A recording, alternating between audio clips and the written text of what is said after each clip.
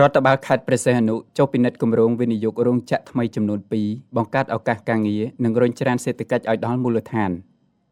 ខេត្តព្រះសីហនុនារសៀលថ្ងៃទី29ខែមេសាឆ្នាំ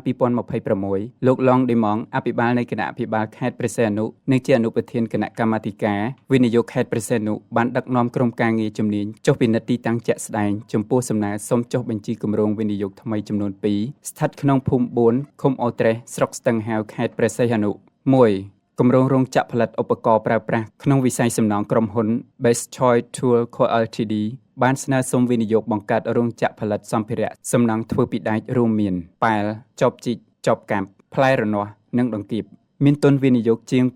$2.7 លានអាមេរិកដែលមានផ្ទៃដីសរុប 1000 ម៉ែត្រការ៉េទីផ្សារផលិតផលនាំចេញទៅសហរដ្ឋអាមេរិកនៅផ្គត់ផ្គង់ទីផ្សារក្នុងស្រុកក្រុមហ៊ុនអាចផ្ដល់នូវកម្លាំងពលកម្មដល់ប្រជាពលរដ្ឋក្នុងមូលដ្ឋានសរុបចំនួន180នាក់និងបរទេស7នាក់នៅពេលដំណើរការពេញលេញ2គម្រោងរោងចក្រផលិតសម្ភារៈប្រើប្រាស់ធ្វើពីផ្លាស្ទិកក្រុមហ៊ុន Soy in Comfort Tool Co Ltdបានស្នើសុំបង្កើតរោងចក្រផលិតសម្ភារៈធ្វើពីផ្លាស្ទិកដែលជាផ្នែកជំនួយដល់ឧបករណ៍សំណង់ដូចជាដងប៉ែលដង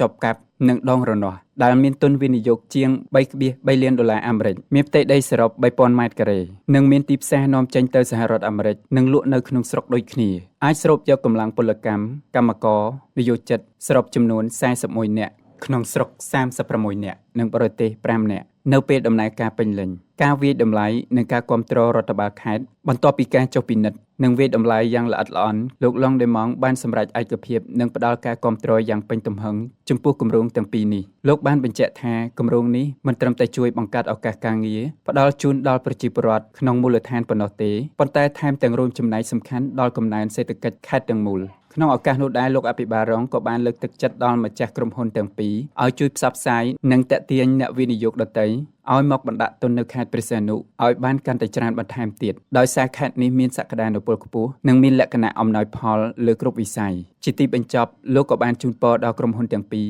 ឲ្យទទួលបានជោគជ័យក្នុងអាជីវកម្មនិងមានការរីកចម្រើនឥតឈប់ឈរចាប់ពីឱកាសឆ្នាំថ្មីនេះតទៅ